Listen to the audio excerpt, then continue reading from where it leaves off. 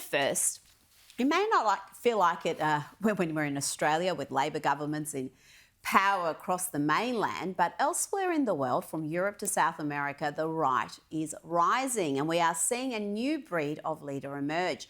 These leaders are an antidote to the lily-livered, identity politics obsessed, virtue signalling socialist types the media adores. You know, the likes of Justin Trudeau and Jacinda Ardern. This new breed of right-wing leaders are conviction politicians who unashamedly pursue an agenda that sees them maligned by the establishment. But despite the hysteria and doomsday predictions, they have proved to be enormously effective and popular. This week we saw Argentina's Javier Milei, who media outlets have described as far-right, ultra-conservative, and the Argentinian Trump, as if that's a bad thing, and El Salvador's Nayib Bukele, variously described as far-right and authoritarian, give firebrand speeches at the 79th United Nations General Assembly. El Salvador's wildly popular president, who was re-elected earlier this year with more than 80% of the vote, addressed the UN with some pointed remarks for the Biden administration about regimes that prosecute and seek to imprison their political opponents. President Bukele, who has copped heavy criticism from the Western media for his hardline approach to crime reduction, was unapologetic about the policies that have seen a dramatic drop in the country's homicide rate. He said in El Salvador, the safety of law-abiding citizens is a higher priority than the comfort of criminals. He said, some say that we have imprisoned thousands, but the reality is that we have freed millions. In a single year, the measures he employed saw the homicide rate fall 70%. El Salvador has gone from being one of the most dangerous places on earth to being one of the safest countries. Argentina's president, Javier Milei, who has achieved remarkable results in a short period of time, also addressed the UN and slammed the organisation for going from one that pursued peace to an organisation that imposes an ideological agenda on its members. Referring to the UN's support of COVID-era lockdowns, he said he was guilty of being one of the most main proponents of systematic violations of freedom.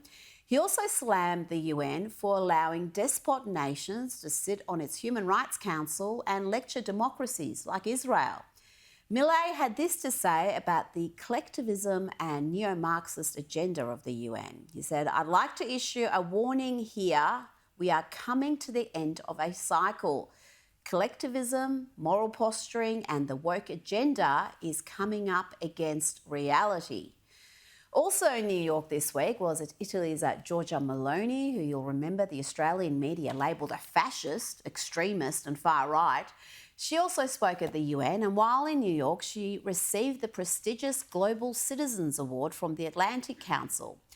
Far from being the destructive force we were warned, she's actually been enormously successful so far. She's tackled the illegal immigration crisis in her country, and her tough approach has seen a 64% drop in the country's illegal immigration numbers. She's been so successful that Britain's hard-left Labor Prime Minister, Keir Starmer, went to Rome earlier this month to see how she does it. Let's listen to a little of what Meloni had to say this week upon receiving her prestigious honour. She spoke of Western civilization and why it's more important than ever to protect its values. I know that we should not be ashamed to use and defend words and concepts like nation and patriotism. The West is more than a physical place. By the word West, we do not simply define countries by specific geographical location, but as a civilization built over the centuries with the genius and sacrifices of many. The West is a system of values in which the person is central, men and women are equal and free, and therefore the systems are democratic, life is sacred, the state is secular, and based on the rule of law.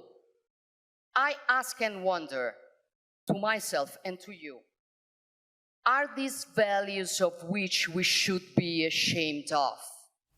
No, we shouldn't be ashamed, but that is what is happening throughout the West. The left's assault is coming from within, seeking to demonise Western civilization.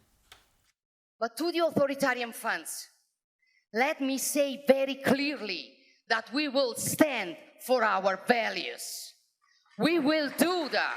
Our freedom and our values and the pride we feel for them are the weapons our adversaries fear the most.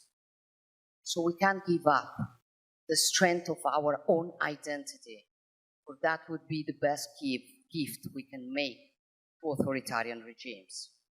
So at the end of the day, patriotism is the best response to declinism.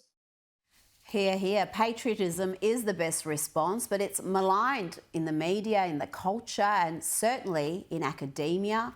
Standing up for Western values in your country instead of being endlessly ashamed of it is the way forward. We are in an ideological war. Western civilization is under threat. And finally, we have some leaders who recognise the fight and are on our side.